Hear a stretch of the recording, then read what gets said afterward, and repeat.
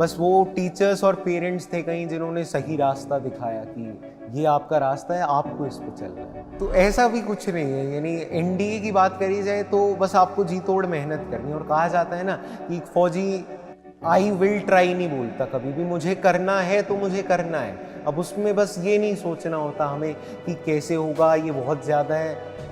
बस अगर आपको जिम्मेदारियां अपने कंधों पे रखनी है तो एक्सक्यूजेस ढूंढने की ज़रूरत नहीं है, बस फिर जम के लग जाओ, बिल्कुल पानी बना दो चीज़ें। बस अपने रिसोर्सेज कम रखो और वही कहा जाए, जैसे ब्रूस ली कहता है ना कि यानी एक 50 दाव जानने से अच्छा एक दाव को 50 बार तैयार अच्छे से करो। करना। मतलब कहना नहीं चाहिए पर इस टाइम यार रैंक का ये सब भी बहुत चलता है, तो तुमको ऑफर नहीं आया? सर मैं यही बोलूँगा कि अगर अगर जाओ बाबू पैसा ले जाओ।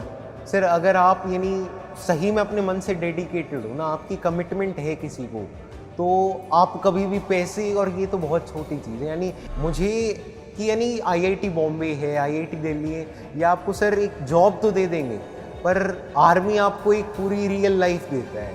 मोबाइल फ़ोन, गर्लफ्रेंड, ये सारी कहानियों से कैसे दूर रहे? ऐसी कोई चीज़ है जो आपको अपने माँ बाप से छुपानी पड़ रही है, आपको शर्मिंदगी हो रही है, तो समझ लो कहीं। हेलो बच्चों, क्या हाल चाल? बढ़िया एकदम। तो भाई आज हमारे साथ अनुराग आया हुआ है और अनुराग ने ऑल इंडिया रैंक 1 लाया है एनडीए एग्ज़ाम के अंदर इस साल। और हम लोग को बहुत प्राउड है अनुराग पे। और अनुराग से आज सुबह ही मेरी वीडियो कॉल पे बात हुई, उसके बाद आज शाम में रात के 9 बज रहे हैं बल्कि, और अनुराग मेरे सामने बैठे हैं और पूरी तरह से ऑफिसर की तरह तैयार होकर बैठा है एकदम ये, और बड़ा स्मार्ट लग रहा है भाई, मतलब एकदम प्रॉपर फॉर्मल शू, फॉर्मल पैंट, टाई वाई लगा के। तो अनुराग से कुछ बातचीत करते हैं हम लोग। सो अनुराग भाई, सबसे पहले बहुत बहुत बहुत बधाई हो बेटा। Thank you so much sir. AIR 1, मतलब हमेशा ड्रीम होता है किसी का भी कि ऑल इंडिया रैंक 1 आए, और एनडीए जैसे सबसे प्रेस्टिजियस एग्जाम में, सबसे प्राउड एग्जाम में रैंक 1 लाए। अपनी जर्नी बताओ और कब डिसाइड किया कि आर्म फोर्सेस में जाना है? पहले तो ये बताओ कि कब पता चला AIR 1 आई, कैसे पता चला? सबसे पहले तो ये बताओ AIR 1 कब पता चला एग्जैक्टली? सर एक्चुअली जब मेरिट लिस्ट आ गई थी तो मुझे पता नहीं था कि मेरिट लिस्ट आई हुई है, या फिर यानी मुझे ये पता था कि मेरिट लिस्ट आने वाली है। बट फिर उसके बाद मेरे दोस्त का फोन आया कि अरे चेक कर मेरिट लिस्ट, शायद तेरा AIR 1 है। कब? तो कल शाम को? हाँ, कल शाम को 7:30 बजे के आसपास की बात होगी। और तो रिजल्ट कब आया है? सर रिजल्ट सर शाम के टाइम ही आई थी ठीक है। Merit list. तो बस फिर उसके बाद मैंने चेक करा मेरिट लिस्ट और बताया पापा को, तो बस एक सेकंड, थोड़े से सेकंड के लिए तो बिल्कुल पैरों के नीचे से जमीन हट सी गई थी कि भाई लग ही नहीं रहा था सर, यानी एक्सपेक्टेड नहीं था मुझे। फिर चेक नहीं किया तुमने? सर फिर चेक करा और फिर मेरिट लिस्ट जब देखी और अरे सबसे ऊपर नाम है, तब थोड़ा लगा कि हाँ। 2-3 बार स्क्रॉल नहीं किया? सिर्फ 2-3 बार स्क्रॉल भी करा मेरे साथ भी कुछ और तो है, नहीं पक्का खोल है भाई लिया ये। है, कुछ और तो नहीं खोल लिया है। तो फिर उसके बाद लगा था कि हाँ चलो हो गया है। तो फिर पापा बहुत ज़्यादा खुश हो गए थे जैसे ही मैंने बताया। और फिर सर कुछ टाइम के लिए तो बिल्कुल सारी चीज़ें ब्लैकआउट सा हो गया था कि हो भी गया है, AIR 1 आ भी गई है या नहीं है। कुछ टाइम के लिए तो पता ही नहीं रहता ना कि AIR 1 आ गई है। हाँ, इतना बड़ा सपना जब पूरा होता है ना तो एक पल के लिए भरोसा नहीं होता दुनिया के ऊपर। हाँ सर ये हो गया। बिल्कुल सर फिर उसके बाद फिर पूरी जर्नी की बात करूं मैं, यानी मैंने कैसे स्टार्टिंग करी, तो सर कहीं ना कहीं सर चाइल्डहुड से ही था मेरे दिमाग में कि आर्म्ड फोर्सेस ज्वाइन करना है। बट हाँ, तब इतनी इंक्लाइनेशन नहीं थी कि एनडीए चैनल के थ्रू जाना है या फिर CDS चैनल के थ्रू जाना है। बस तब ये था, वो जैसे बच्चों को हो जाता है ना कि हाँ फौज में जाना है मुझे, तो बस वही चीज़ें थी। फिर सर धीरे धीरे जैसे 6, 7, 8 था ही, तब थोड़ा सा पता लगने लगा चीज़ों का कि हाँ PCM स्ट्रीम लेनी पड़ती है एनडीए के लिए, और कुछ ऐसे ऐसे पेपर होते हैं, यूपीएससी रिटर्न कंडक्ट करवाता है। फिर भी सर यानी जो असली एक्सपोजर था वो 11th 12th में कहीं आया, जब यानी डिफेंस वाला ने भी स्टार्ट करा था, तब शौर्य 1.0 हुआ था तब पहले स्टार्ट। तब थोड़ा एक्सपोजर मिला कि हाँ कुछ ऐसे होती हैं चीज़ें। कुछ अपने सीनियर से भी मैंने बात करी, यानी 2 कजन्स है मेरे, वो अभी एनडीए से पास आउट हैं। One of them is from NDA and other is from OTA itself. तो सर वहाँ से कुछ इंस्पिरेशन मिली थी उस टाइम कि हाँ अगर मेरी फैमिली में भी अगर कोई ऐसा है, अगर मेरा कज़न जो उस चीज़ को पा पाया है, तो मैं भी क्यों ना कोई कोशिश करता हूँ। यानी अभी हम लोग ने एक शॉर्ट डाला था तुम्हारा यूट्यूब पे, जो हम लोग का सुबह इंटरव्यू हुआ था उसमें से, वीडियो में से, तो उसमें एक बड़ा क्वेश्चन आ रहा था कि कौन सा अटेम्प्ट है। तो ये कौन सा अटेम्प्ट है भाई? सर मेरा फर्स्ट अटेम्प्ट ही है सर। मैंने 12th के पेपर अभी दिए हैं मार्च में, तो मेरे मार्च में पेपर चल रहे थे और उससे पहले जनवरी में मैंने एसएसबी दिया था। तो मेरा फर्स्ट अटेम्प्ट ही है और सर वही था कि वो सारे रास्ते सही दिखते गए और लोगों का साथ था और गुरु का भी बहुत अच्छा साथ था जो फर्स्ट अटेम्प्ट में सर हो गया सर भगवान से। इतना तैयारी के बाद ये तो श्योर हो गया सिलेक्शन तो होगा कि नहीं सर, यानी हमेशा आप श्योर नहीं हो सकते हो, बस कुछ चीज़ें बस ये होता है कि हम अपनी ओर से कर्म कर सकते हैं, फल तो ऊपर वाला ही देगा। यानी वो तो अब जो भी मिलेगा उसे हंसते हंसते स्वीकार करके आगे चलते चलेंगे सर, वही होता है। यानी एक्सेप्टेंस ही होती है, यानी जो भी मिलता चले उसे लेते चलो, बस अपना दी बेस्ट देना है। अगर आपको अपने आप से सेटिस्फैक्शन है कि हाँ मैंने अपना दी बेस्ट दिया है, तो बस फिर उसके बाद सिलेक्शन और बाकी चीज़ें तो एक साइड वाइज ही हो जाती हैं। आपको अपने ऊपर पूरा भरोसा हो जाता है कि हाँ मैंने अपना बेस्ट दे दिया जितना मैं दे सकता था। तो सर वो होता है जो एक बिलीफ होता है, वो आपको बहुत सेटिस्फैक्शन दे देता है। ग्रेट। सुबह में ही तुमसे बात हुई, तूने बोला था एक गांव में यहाँ काफी लोग फौज में जाते हैं। मेरे कजन है बट वो मेरी मैटरनल साइड के हैं, नॉट फ्रॉम माय पैटर्नल। तो यानी मेरे गांव के मेरे परिवार की बात करी जाए तो वो मेरे लिए मैं पहला हूँ। यानी ओवरऑल अगर आप गांव में पर कल्चर है ना फौज में जाने का, तुम बता रहे थे। बिल्कुल सर, बिल्कुल सर, वो ही कहीं ना कहीं था कि वो चाइल्डहुड से वो एक बात रहती है ना कि भाई गांव में सभी के परिवार से एक ना एक फौज में है, बट मेरे परिवार से अभी कौन तक सा गांव है बेटा ये? सर चंदेनी विलेज है सर, चंदेनी गांव है, चरखी दादरी जिला है हरियाणा में सर। वहाँ से यानी बहुत सारे सर हमारे गांव से पैराएसएफ में भी बहुत सारे हैं और 2 शहीद भी हुए थे हमारे जवान पैराएसएफ के, हमारे ही गांव के। तो सर जब वहाँ मैं जाता हूँ गांव में और उनका स्टैच्यू देखने को मिलता है, तब लगता है कि हाँ ये कुछ ऐसी चीज़ है कि हाँ, यानी अगर कोई इतना अपने ज़िंदगी में सैक्रिफाइस कर सकता है तो उस लेवल की उस फीलिंग को तो एक बार कम से कम एक्सपीरियंस करा जाए क्यों क्या होता है सर। तब बिल्कुल एक डिसाइड हो गया था कि हाँ जाना है तो एनडीए ही जाना है और कहीं नहीं जाना है। फिर सर मैं प्रॉपर प्रिपरेशन पे लग गया था और फिर टाइम टू टाइम अपने जैसे सर शौर्य के थ्रू काफ़ी गाइडेंस मिल गई थी उस टाइम कि कैसे रिटर्न करना है। और सर फिर यानी जर्नी स्टार्ट होने के बाद, एक बार किक स्टार्ट होने के बाद फिर कभी पीछे नहीं देखा कि पीछे क्या है क्या नहीं है, बस फिर यही था कि एनडीए ज्वाइन करना है तो ज्वाइन करना है सर। नहीं शौर्य और तो ठीक है, देखो शौर्य हजारों बच्चे ज्वाइन करते हैं, AIR-1 भारत में एक ही आता है तो इसके पीछे इसमें शौर्य बैच का कंट्रीब्यूशन मैं कहूँगा, ऑनेस्टली कहूँगा, बहुत कम होता है, 20 से 30% होता है। टीचर का, किसी भी बैच का, किसी भी कोर्स का कंट्रीब्यूशन बच्चे की रैंक आने में, रिजल्ट आने में 20 से 30% ज़्यादा आता नहीं है। तुम बताओ तुम्हारी तैयारी में क्या था भाई? 70% क्योंकि तुम्हारी कहानी है। सर एक्चुअली क्या होता है कि हमें आज अ पेपर यानी अगर एनडीए रिटर्न की बात करी जाए तो यूपीएससी कंडक्ट करवा रहा है, तो अब सीधी सी बात है कि उसका सिलेबस वास्ट होगा। It is not like JEE जहाँ आपके पास चीज़ें बहुत कंस्ट्रेंड होती हैं कि ठीक है बस यही चैप्टर है। अब उसमें एनडीए के रिटर्न में आप एक्सपेक्ट नहीं कर सकते हो, यानी जीईटी का पोर्शन तो कहीं से भी आ सकता है। तो उस टाइम होता है कि आपको राइट गाइडेंस कैसे मिल जाए। अगर वो राइट गाइडेंस वाले देने वाले आपके टीचर्स आपके पास हैं तो आप टारगेटेड प्रिपरेशन कर पाते हो, और वो टारगेटेड प्रिपरेशन ही स्कोर बनाता है फिर, क्योंकि असली स्कोर वही बन पाता है कि कौन कितना पढ़ रहा है और कितना टू द पॉइंट पढ़ रहा है, क्योंकि बहुत ज़्यादा वास्ट है। जीईटी तो हद से ज़्यादा वास्ट है, तो आप चाह के भी पूरा नहीं कवर कर सकते, पर अगर उतना कवर कर लो जितना चाहिए पेपर के लिए तो फिर स्कोर बनाना कोई मुश्किल काम नहीं है। फिर सर उसके बाद यही होता है कि आपकी डेडिकेशन कितना पढ़ो तुम्हें कैसे समझ में आता था? ये बैच से समझ में आता था कि और कहीं से कंटेंट निकाल रखा था? सर यही एक चीज थी जो टीचर सही से गाइड कर पाता है, जिन्हें एक्सपीरियंस होता है कितना पढ़ना है बता देते थे। बिल्कुल कि इतना ही पढ़ना है, इससे आगे नहीं है, नहीं अभी जरूरत नहीं है, एटलीस्ट एनडीए रिटर्न के लिए तो नहीं। पर ये चीज सारे सब्जेक्ट के लिए नहीं है। नहीं सर, क्या होता है ओवर पीरियड ऑफ टाइम जब हम पीछे के यानी टीचर्स जो होते हैं अच्छे टीचर्स, वो एनालाइज कर लेते हैं कि कितना कौन से एरिया से कितना आ रहा है, तो उस हिसाब से आइडिया लगा लेते हैं कि यूपीएससी कहाँ तक अपनी पहुंच रखेगा। तो अगर आपको वो पता लग जाता है कि हाँ इससे आगे यूपीएससी नहीं पूछ रहा है, तो बस इससे पीछे वाले पॉइंट तक सब कुछ कवर कर दो जितना आप कर सकते हो। फिर उसमें अब आपकी डेडिकेशन मायने रखती है कि आप लगातार करते रहो। जैसे सर करंट अफेयर्स थे, करंट अफेयर्स बहुत वास्ट होता है, यानी उसमें हम एक्सपेक्ट नहीं कर सकते कि सवाल लग जाएंगे, पर आसिम सर के सर 10 में से 8 सवाल लग गए थे, तो यानी तब लगा था कि भाई अब इससे ज़्यादा क्या ही होगा। यानी करंट अफेयर्स में से 10 में से 8 सवाल लग गए, बिल्कुल सेट बैठ के जो हमने पढ़ा था करंट अफेयर्स है।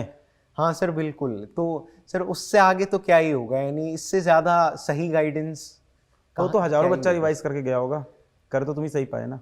सर वो बस यही है कि at the end of the day आप बस इतने मेच्योर होने चाहिए कि आप सोच सको कि हाँ मैं अपने लिए। बाकी 2 कर पाए कि नहीं? ये सर 10 में से 8 सही लग गए, बाकी 2 कर सर पाए? 2 वो नहीं हो पाए क्योंकि सर वो यानी थोड़ा आउट ऑफ द बॉक्स थे बिल्कुल, और वो यूपीएससी का होता ही है, यानी यूपीएससी एक ऐसा पेपर नहीं होता ना जहाँ आप 900 में से 900 2 कर लेते रैंक थोड़ी अच्छी आ जाती। सिर्फ कैसा लगता है ऐसा देख के? सर लगता है सर प्राउड फीलिंग तो आती है कि हाँ मेरे टीचर्स का, मेरे पेरेंट्स की बहुत ज़्यादा यानी कहीं ना कहीं हार्ड वर्क है। मैं तो उसका कुछ छोटा सा पार्ट ही हूँ, यानी मैं तो बस एक कहा जा सकता है कि जिस साइड मुझे बोला गया मैं उस साइड चलने को रेडी हो गया था। बस वो टीचर्स और पेरेंट्स थे कहीं जिन्होंने सही रास्ता दिखाया कि ये आपका रास्ता है, आपको इस पे चलना है। तो बस मैं तो एक दौड़ने वाला था, मुझे मोटिवेट करने वाले तो मेरे टीचर्स ही थे सर, जिन्होंने सही दिशा दिखाई कि आप इस दिशा में चलोगे तो मंजिल ज़रूर हासिल होगी। और सर गुरु के साथ जो सफ़र होता है उससे सुहाना कोई सफ़र ही नहीं होता है, क्योंकि जब आपको पता होता है कि आपकी केयर करने वाला या आपके लिए इतना जो कोई कंसर्न्ड बैठा हुआ है, जो आपके लिए रात के 2-2 बजे तक वीडियो बनाता है, तो सर फिर लगता है कि कोई 2 इतना बजे कर तक कौन रहा है। पढ़ा रहा था? यूट्यूब पे सर क्लास चल रही बिल्कुल थी? सर, जब हमारा रिवीजन टाइम चल रहा था शक्ति का लास्ट में, तो सर तो यानी शक्ति से भी पढ़, शक्ति तो शक्ति बिल्कुल, तो हाँ सर free- वो रिवीजन के लिए, हाँ। क्योंकि at the end of the day आप यूपीएससी जैसे पेपर के लिए रिवाइज नहीं करोगे तो आप नहीं सक्सेस पा पाओ, क्योंकि बहुत वास्ट चीज़ें हैं और अगर आपकी मेमोरी में वो चीज़ें रिटेन नहीं है तो उसका कोई फ़ायदा नहीं है। तो अपने नोट से रिवाइज नहीं करते थे, फिर से लेक्चर देखते थे शक्ति के? सर उसका ये था कि वहाँ भी आपके पास बहुत कंसाइज चीज़ें होती थी, तो क्या होता था अपने जो प्रीवियस नोट्स जो शौर्या के बनाए थे उन्हें भी साथ लेके बैठ जाओ और शक्ति में जो होता चल रहा है उससे रिवाइज करते चलो, तो उसका बहुत ज़्यादा यानी एडेड एडवांटेज होती है। ना ही आपको लिखने में टाइम वेस्ट होगा और आप यानी अगर आपकी स्पीड अच्छी है तो आप 2 की स्पीड पे जल्दी जल्दी चीज़ें कवर करते चलो, तो उससे रिविजन एक अच्छा हो जाता है। और वही है कि जब एक गुरु साथ में बैठ के पढ़ाता है तो वो एक अलग ही लर्निंग एक्सपीरियंस होता है सर। हाँ, मतलब 2 बजे तक कोई पढ़ा रहा है तो अंदर से भी आता है यार। हाँ सर कि हाँ, अगर हाँ, कोई आ जाता है वो कि बिल्कुल करना यानी कोई चाहिए। इतना कर रहा है तो हम क्यों ना एक कदम और भी आगे चल के उनके लिए कुछ करके दिखाएं। सर वही होता है जो असली मोटिवेशन फैक्टर होता है सर। तो सुबह मेरी बात हुई थी अनुराग से, तो उसने बताया था कि इसकी मम्मी मैथ्स की टीचर है Yes, sir। और दादाजी प्रिंसिपल दादाजी है। प्रिंसिपल हैं गवर्नमेंट स्कूल के। तो घर में पढ़ाई लिखाई का माहौल और डिसिप्लिन का माहौल रहा है। हाँ सर, है ना? बिल्कुल सर, बिल्कुल सर। और पिताजी क्या करते हैं? सॉरी, मैं वो सर पिताजी अकाउंटेंट है। अकाउंटेंट सर एक्चुअली टीचर वाला मुझे ज़्यादा याद रहता है ना। तो बचपन से कौन पढ़ा रहा था? सर मम्मी की ही थी, यानी मैंने स्टार्टिंग में मम्मी ने बहुत ज़्यादा सपोर्ट करा था। यानी मैं मानता हूँ कि शायद एनडीए में मेरी मैथ्स अगर बहुत अच्छी हो पाई तो वो शायद मम्मी का ही बहुत सपोर्ट था इनिशियल डेज में, कि मेरी कैलकुलेशन स्पीड तेज़ करना। सुन लो भैया, लोग बोलते हैं लड़कियों की मैथ्स कमजोर होती है। लो बैठा है यहाँ एग्जाम्पल। नहीं सर, यानी डॉजिंग टेबल रोज लिखना, यानी डॉजिंग टेबल मम्मी लिख के दे देती हैं, वो बैठ के करते रहना। तो सर वही छोटी छोटी चीज़ें होती हैं जो यानी आपकी मैथ्स को स्ट्रॉन्ग बनाती, क्योंकि वो एक ऐसा अरीना है जहाँ आपको कैलकुलेशन स्पीड चाहिए। एनडीए के रिटर्न में आपको कैलकुलेशन स्पीड अगर आपकी अच्छी है तो आप स्वीप अप कर दोगे एनडीए के मैथ्स को, बहुत ही आसानी से स्वीप अप कर दोगे। तो बस वही है, कैलकुलेशन स्पीड तेज कैसे बनती है, वो जो बचपन की छोटी छोटी चीज़ें होती है ना, बैठ के टेबल लिखना 2 से 30 2 से 30, दिन में 2 बार लिख दी 3 बार लिख दी होड़ होड़ में। तो सर वो ही होता है जो कहीं ना कहीं जो स्टार्टिंग में गाइडेंस मिली थी मम्मी से कि हाँ वो मैथ्स वहीं बननी शुरू हो गई थी सर, जो आज एनडीए में बहुत मदद कर रही है। देखो, जब हम पढ़ते हैं कमेंट्स या मेल पढ़ते हैं तो एक बड़ा क्वेश्चन हमेशा बच्चा पूछता है कि एनडीए तो कर रहा हूँ, बैकअप में क्या तैयारी कर लूँ? या तो कई बार एनडीए बैकअप में तैयारी कर रहा होता है, वो जेई एनडीए वाला जो पूरा सवाल चलता है। बिल्कुल तुम्हारी क्या दुविधा रही थी? क्या अर्जुना, लक्ष्य, ये सब बैच ज्वाइन करने का मन हुआ? साथ के दोस्त ज्वाइन किए? मतलब क्या था माहौल? सर एक्चुअली जब मैंने स्टार्टिंग करी थी 11th के बाद तो मेरा सारा फोकस सेल्फ स्टडी पे था कि भाई अपने लिए मैं जितना टाइम निकाल सकता हूँ उससे ज़्यादा अच्छा कुछ नहीं होता। तब फिजिक्स वाला का नाम सुना था 11th में? बिल्कुल सुना था सर, मैंने 9th में ही स्टार्टिंग कर दी थी वो। कहीं ना कहीं कि मैंने पहले सोच लिया था कुछ ओलंपियाड्स की तैयारी के लिए। सर आपकी वीडियोस तभी देखनी शुरू कर दी थी 9th में? हाँ 9th में, जो आप 11th 12th की बनाती थी तो थोड़ा आपने बैठ के नहीं मजाक मजाक में तो ओलंपियाड की तैयारी कर रहे थे उस टाइम? हाँ उस टाइम पे ओलंपियाड की भी कर रहा था, क्योंकि सर वो होता है ना, आप जितना अपने आप को इन्वेस्ट रखोगे चीज़ों में उतनी ज़्यादा आपकी ग्रोथ हो जाती है। सुनो भैया, यहाँ से कहानी थी, मान लो कोई 9 से नहीं तैयारी किया ओलंपियाड की, तो उसका बताओ। सर ऐसा नहीं क्योंकि वो सर, तो अब 12th में बैठा है जो देख रहा है तुमको 11 12th में। तो ऐसा भी कुछ नहीं है। यानी एनडीए की बात करी जाए तो बस आपको जी तोड़ मेहनत करनी है। और कहा जाता है ना कि एक फौजी आई विल ट्राई नहीं बोलता कभी भी, मुझे करना है तो मुझे करना है। अब उसमें बस ये नहीं सोचना होता हमें कि कैसे होगा, ये बहुत ज़्यादा है।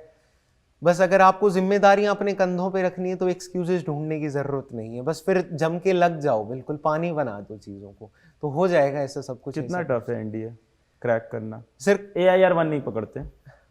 हाँ, सिलेक्शन कितना टफ है?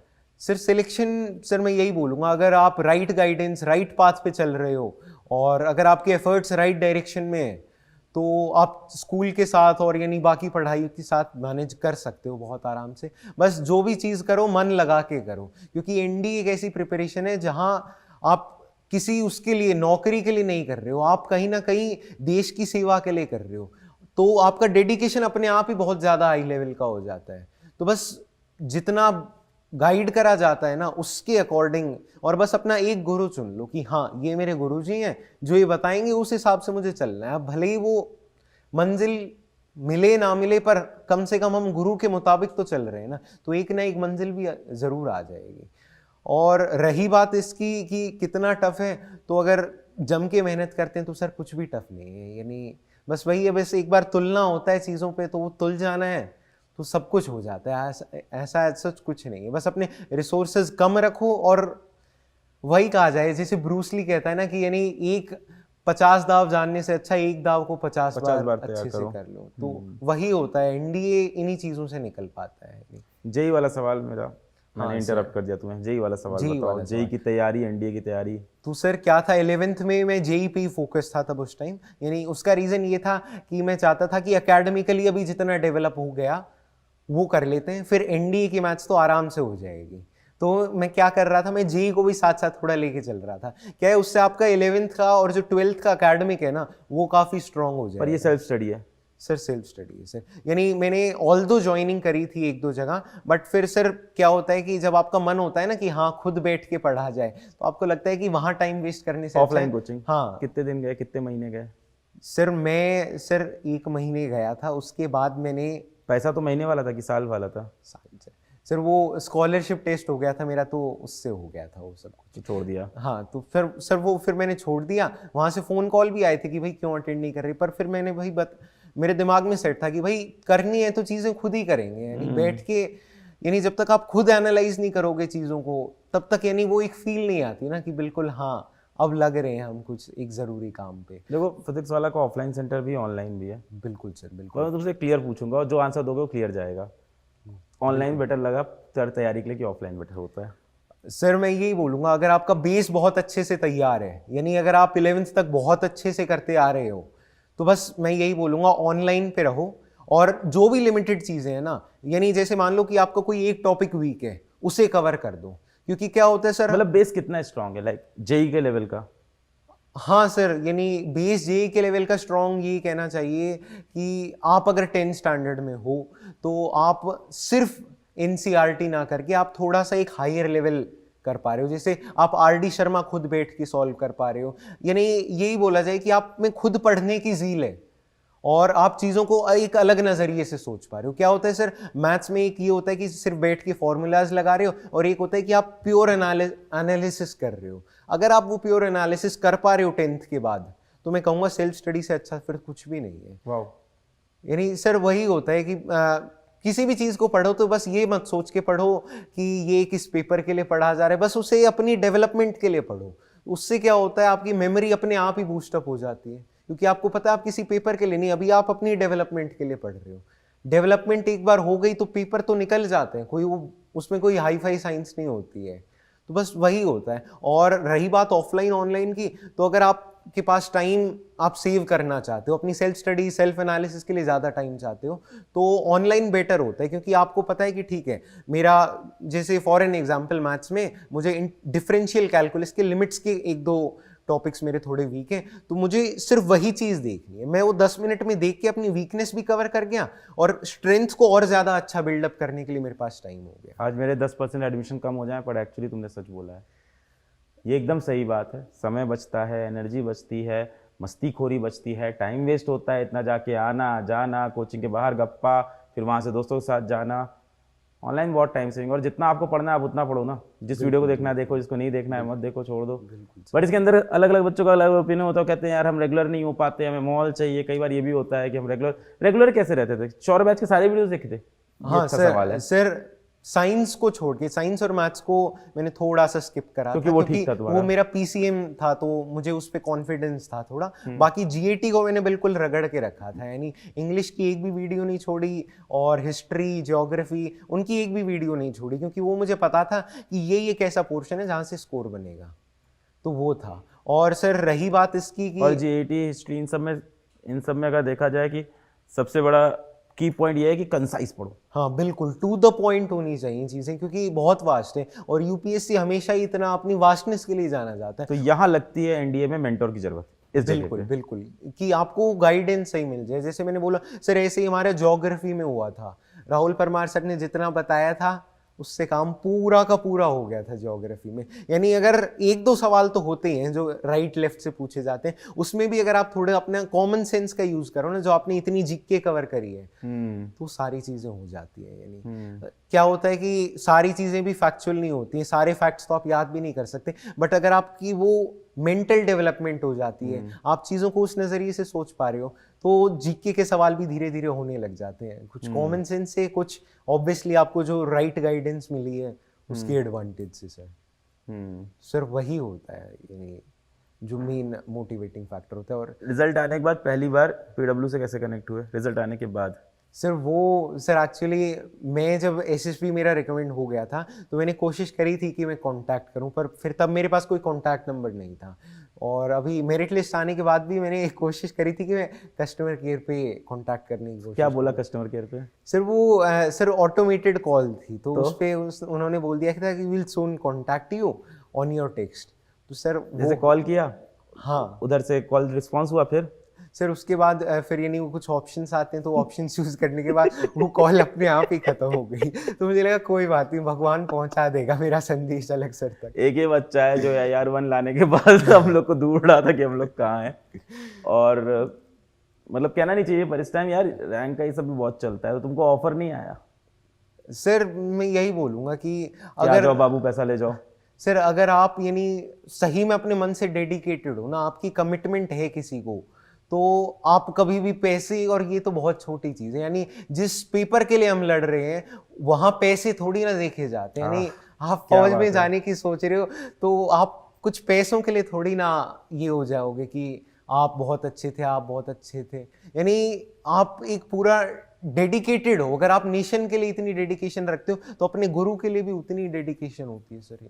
वैल्यूज बहुत हाई है तुम्हारी सर। वो यानी आर्म्ड फोर्सेस की जब आप प्रिपरेशन करना शुरू करते हो तो ऑब्वियसली सर वो आप मैच्योर होते चलते हो, आपका पर्सपेक्टिव बहुत मैच्योर हो जाता है, तो वैल्यूज तो अपने आप डेवलप होनी शुरू हो जाती हैं सर। कैसे? सब्जेक्ट से या सोच से? सर वो सोच ही होती है, जब आप इस लेवल पे सोचने लग जाते हो कि हाँ मुझे आगे चल के 40 लोगों को एक एम्बुश में लीड करना है, या फिर मुझे अपने आप को नहीं, मुझे तो पूरे एक ग्रुप को संभालना है, तो इंसान की सेंस ऑफ रिस्पॉन्सिबिलिटी बढ़ जाती है। तब वो चीज़ें अपने आप ओके होने लग जाती हैं, वो अपने आप ऑनेस्ट भी बनना स्टार्ट हो जाता है। फिर उसमें एक मेच्योर इंसान भी बिल्डअप होना शुरू हो जाता है कि आप 17 की एज में एक 25 की एज के आदमी की तरह सोच सको कि हाँ मुझे अपना टाइम यहाँ वेस्ट नहीं करना, अभी मेरी प्रायोरिटी ये है तो मुझे यही काम करना है। आज मैं इतना काम लेके चला हूँ तो मुझे इतना काम करना है, मेरी कमिटमेंट इतनी है तो मुझे वो कवर करनी है। नहीं तो सर वो मैच्योर पर्सपेक्टिव ऑब्वियसली बन जाता है, क्योंकि आप एक ऐसी चीज़ की तैयारी कर रहे हो जहाँ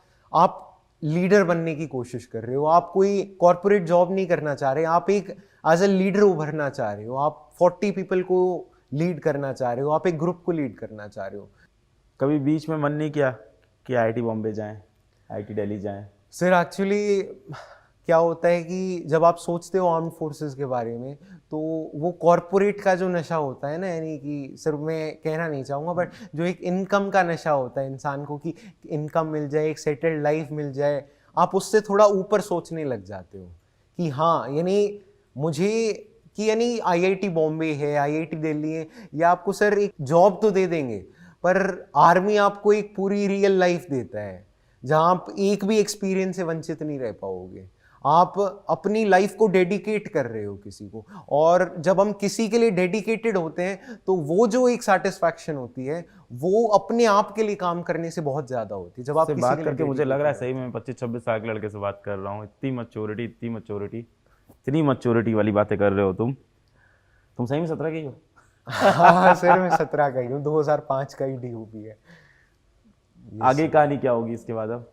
सर अभी तो यही है कि अपनी एकेडमी ज्वाइन करनी है, जो भी चीज़ें मिलेंगी उसे उसमें अपना दी बेस्ट देना है, क्योंकि कहाँ पे होगी ज्वाइनिंग, क्या होगा इसके सर आगे? खड़कवासला, सर एनडी की जो ट्रेनिंग होती है इनिशियल 3 पीरियड्स की, वो खड़कवासला पुणे में होती है।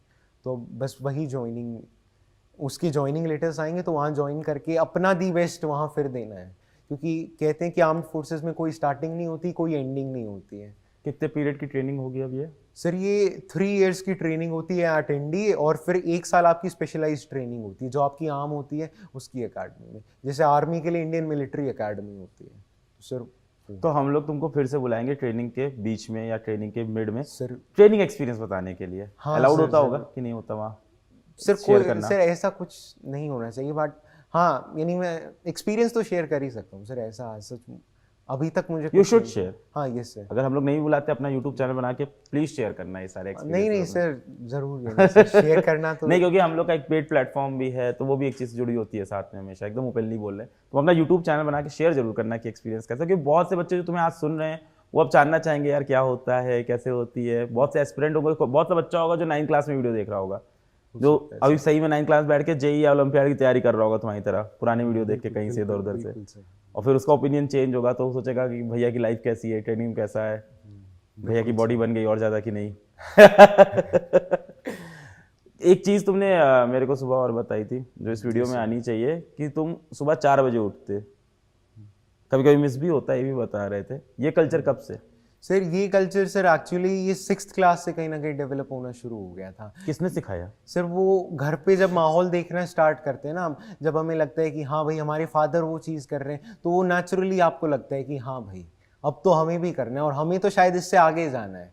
वो कहते हैं ना कि सर एक फादर ही आपको असली मोटिवेट करता है, असली रूप में एक फादर ही होता है जो चाहता है कि आप उनसे भी आगे जा सको। तो सर वो एक मोटिवेशन था, और फिर सर कुछ एक डिसिप्लिन होता है। आप जब धीरे धीरे एक डिसिप्लिन्ड लाइफ में ढलना शुरू करते हो तो चीज़ें अपने आप आपको लुभाने लग जाती हैं कि हाँ 4 बजे उठना है, मुझे रेस के लिए जाना है 5 किलोमीटर, तो मुझे रेस के लिए 5 किलोमीटर जाना ही है। फिर उसमें कब से जा रहे हो? सर ये सर 5 साल हो गए हैं सर अब तो। 5 साल? Yes sir.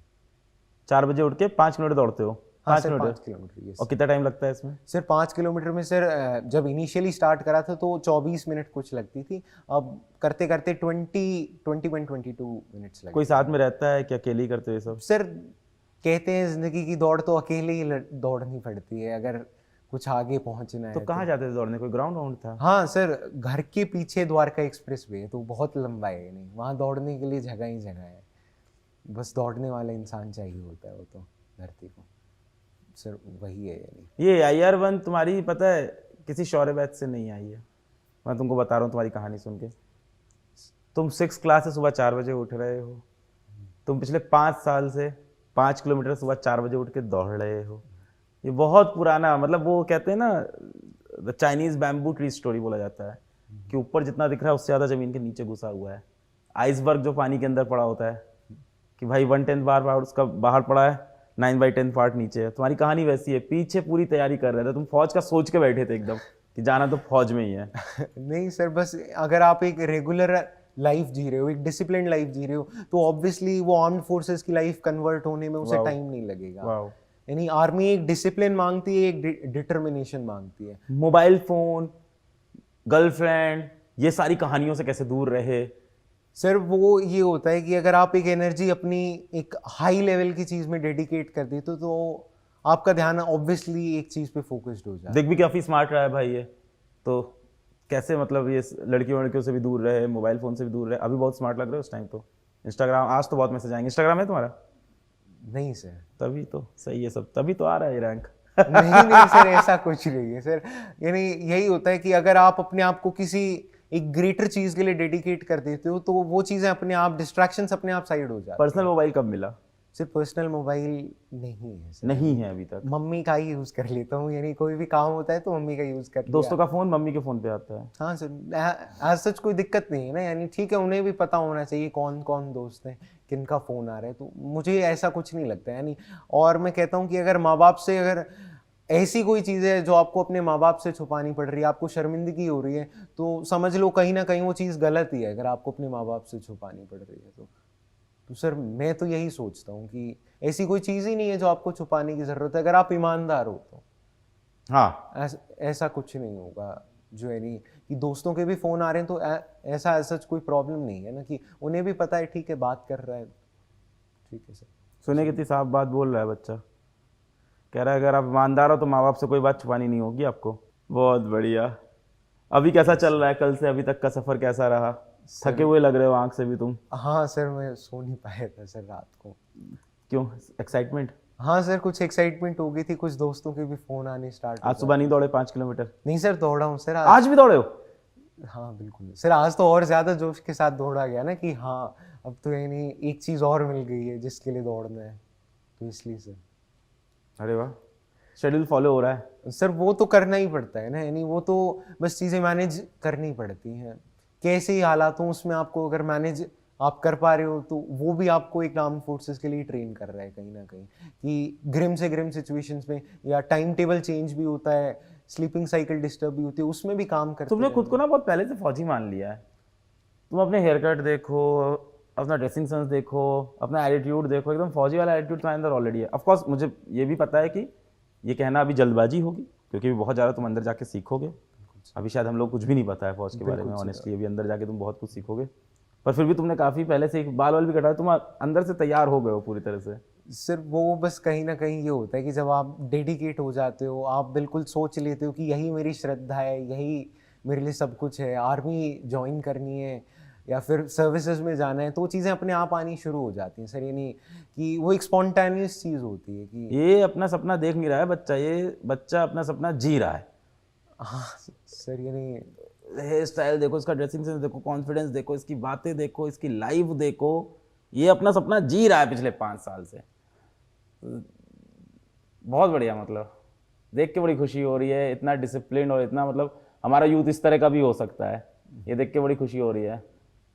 बाकी यूथ तो क्योंकि रील देख रहा है अभी। नहीं नहीं सर, ऐसा कुछ नहीं है सर, नहीं बस यानी जो अपना टाइम दो अपनी चीज़ों को, उसमें पूरी डेडिकेशन, यानी उसमें पूरा फोकस रखो। जब काम कर रहे हो तो उस टाइम आपका पूरा फोकस होना चाहिए, यानी दौड़ रहे हो तो बस दौड़ना ही है, फिर और कुछ नहीं चलाना दिमाग में। और जब मैथ्स के सवाल कर रहे हो तो मैथ्स के सवाल ही चलने चाहिए दिमाग में, तो सब कुछ मैनेज हो जाता है फिर उसके साथ, तो यानी। बहुत बढ़िया। तो भाई हम लोग के साथ अनुराग, ऑल इंडिया रैंक 1 एनडीए, और हमारे लिए बहुत बहुत बहुत प्राउड की बात AIR 1। और अब अनुराग इसके बाद ट्रेनिंग के लिए जाएंगे, और पिछले 2 दिन से अनुराग बहुत बिजी हैं, और अनुराग के लिए हम लोग एक छोटा सा गिफ्ट भी लेके आए हैं।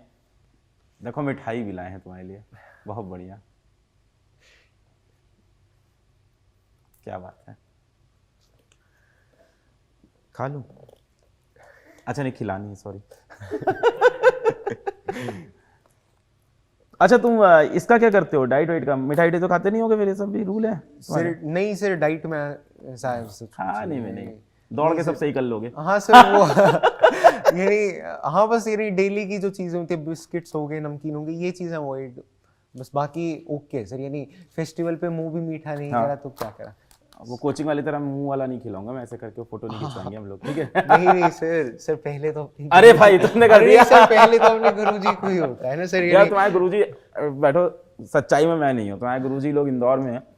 आसिम सर तो शायद कहीं बाहर गए हुए हैं। आसिम सर किधर, किसी को पता है क्या? झांसी में गए हुए हैं। सब लोग यहाँ है नहीं, मतलब उनसे हम लोग चाहते थे, हम तो चाहते थे वही लोग आपसे मिले। राहुल परमार सर लोग, मुक्तक सिंह राठौर सर, इन लोग सब वहाँ पे इस टाइम इंदौर में। नहीं सर, तुमने खिला दिया तो thank you so much sir. मिठाई अच्छी है। ये एक छोटा सा गिफ्ट भी लाए हैं, हमने कहा कुछ ऐसा गिफ्ट दें जो तुम्हारा इस्तेमाल हो पढ़ाई लिखाई में, तो हम लोग लैपटॉप लाए। बैठो बैठो, बढ़िया है। तो अनुराग को यार आप लोग ने सुना, और आप लोग को एक्चुअली समझ में आया होगा कि ये कोई 4 दिन की कहानी नहीं थी, ये 5 साल की कहानी थी, डिटर्मिनेशन की कहानी थी, बहुत सारे सवालों का इसने जवाब दिया। और एक जो अच्छी बात इसने बताई, डिसिप्लिन, कि अगर आप एक्चुअली आर्म फोर्सेस में जाना चाहते हो तो start living that life, starting from your class 10th class 11 से अपनी वो जिंदगी जीना स्टार्ट कर दो, खुद को इमेजिन करना स्टार्ट कर दो, वो जिंदगी जी लो। मतलब ये खुद को मान चुका था कि मैं फौज में पहुंचूंगा ही पहुंचूंगा, और जब ऐसा डिटर्मिनेशन हो तो भाई साहब ये सब चीज़ें हो जाती है। सो मतलब I have lived this life. All India rank 1 नहीं आई है, सपने सच होते हुए देखे मैंने जीवन में, तो मुझे समझ में आता है कि हाँ बहुत अलग फीलिंग हो रही होगी। आज लगातार इसका फ़ोन भी बजा जा रहा है, तो इसको लगातार मिनिस्टर वगैरह सबका कॉल आ रहा है, इसका स्पेशल डे है, तो यहीं पे इसको खत्म करते हैं। बहुत सर मजा बस आया। मैं एक एंड में बस यही बात बोलना चाहूँगा कि आप जब किसी चीज़ के लिए काम करो तो पूरी मन के साथ काम करो कि हाँ बस मुझे इस चीज़ के लिए काम करना है, तो बस इसी चीज़ के लिए काम करना है। सारी चीज़ें अपने आप होती चलेंगी, बस राइट गाइडेंस मैं कहूँगा at the end of the day वही मायने रखता है। और अपने आप से ऑनेस्ट रहो हमेशा, तो बाकी ऑफिसर लाइक क्वालिटीज़ अपने आप बन जाएंगी। बस अपने आप से ऑनेस्टी अगर आपकी है तो सब कुछ हो जाएगा। यानी क्या ऐसे बात है। बाकी कभी भी सर रैंक को लेके मैं यही बोलूँगा, यानी मैंने भी कभी नहीं सोचा था। यानी बस ये होता है कि आर्म फोर्सेस आपको बस ये कहता है अपनी बेस्ट दो, यानी अपना आप जो बेस्ट दे सकते हो वो दो। हर दिन अपने येस्टरडे की लिमिट को क्रॉस करने की कोशिश करो, आप अपने आप ही फाइन इंसान बन पाओगे सर। यूनिफॉर्म में इमेजिन करना स्टार्ट कर दिया? नहीं नहीं सर, यानी इतना तो अभी तो ट्रेनिंग भी है सर, बहुत मेहनत करनी है सर। अभी तो शुरुआत भी नहीं है सर, ये तो बस एक पहला कदम ही है सर। यानी बहुत मेहनत करनी है सर अभी। क्या प्रेफरेंस होगा, सोचा है? Sir preference sir first army है सर।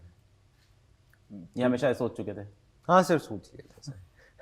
सर कुछ सर इंस्पिरेशन भी थी, यानी वही है ना, जब आप पढ़ते हो कुछ लोगों के बारे में, जैसे कैप्टन विक्रम बत्रा सर के बारे में देखा, बाकी मेजर संदीप उन्नी कृष्णन सर के बारे में देखा सर, अभी पीछे मूवी भी आई थी, तो सर वो चीज़ें भी होती हैं जो कहीं ना कहीं आपको दिखाती हैं कि भाई कोई अपनी लाइफ को इतना सैक्रिफाइस कर सकता है, इतना सैक्रिफाइस कर सकता है, तो मैं कहीं एक सर्विस के लिए भी रेडी नहीं हो सकता हूँ? मैं क्या एक कॉरपोरेट से आगे नहीं सोच सकता हूँ अपनी लाइफ में कि हाँ मुझे अपने देश के लिए कुछ करना है, मुझे अपने देश के लिए एक सर्विस देनी है? तो सर वो एक होती है जो आपको एक असली मोटिवेटिंग फैक्टर होता है सर की, यानी वो कर सकते हैं तो उनके यानी उतना ना ही हो पाए, उतना हो पाए ना हो पाए वो तो पता नहीं, पर उसका एक कुछ कतरा तो हम अपनी ओर से दे सकते हैं। तो सर उनसे बहुत अच्छा लगा अनुराग, बहुत ही मैच्योरिटी वाली बातें तुमने की, और जब ये सुनेगा, ये सारी बातें सुनेगा, वो बच्चा मोटिवेट हो जाएगा। बच्चा क्या, इसमें ये सुन के तो मेरे ख्याल से मेरी उम्र के लोग भी मोटिवेट हो जाएंगे। बहुत बढ़िया लगा तुमसे बात करके यार, फिर से मिलेंगे जब ट्रेनिंग करके थोड़ी सी आओगे तुम। यस बिल्कुल ठीक है sir. Anurag, okay, thank you sir. अरे थैंक यू।